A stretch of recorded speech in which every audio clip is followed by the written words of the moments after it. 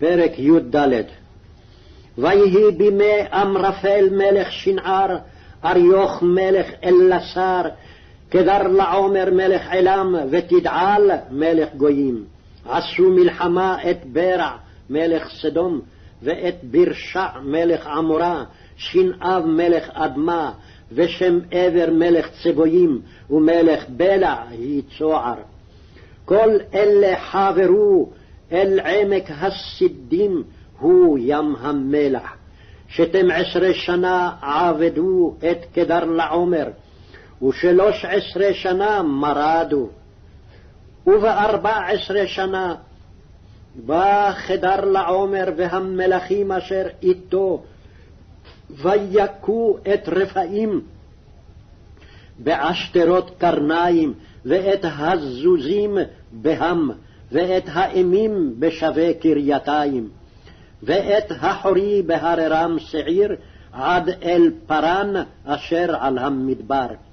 וישובו ויבואו אל עין משפט היקדש, ויכו את כל שדה העמלקי, וגם את האמורי היושב בחצצון תמר. ויצא מלך סדום ומלך עמורה ומלך אדמה ומלך צבויים ומלך בלע יצוער, ויערכו איתם מלחמה בעמק הסידים.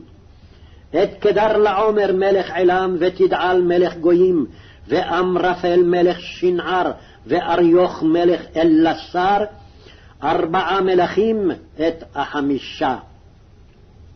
ועמק הסידים בארות חמר, וינוסו מלך סדום ועמורה, ויפלו שמה, והנשארים הרה נסנסו.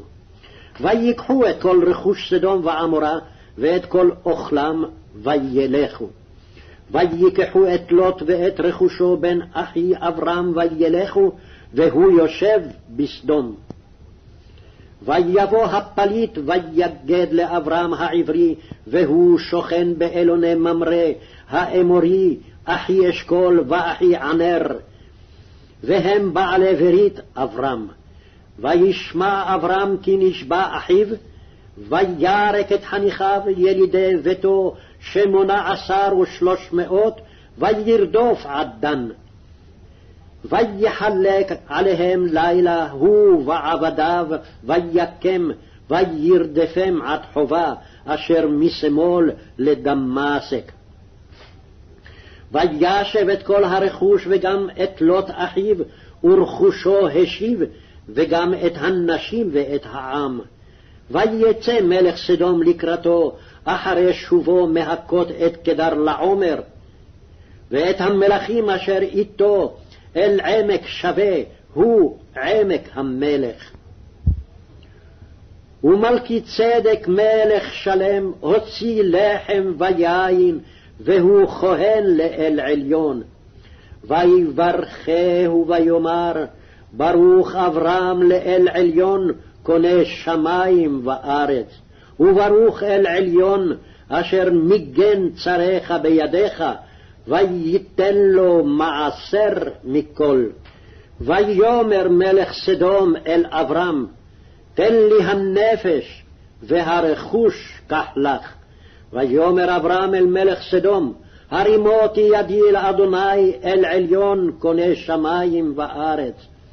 אם מחוט ועד שרוך נעל, ואם אקח מכל אשר לך, ולא תאמר אני העשרתי את אברהם.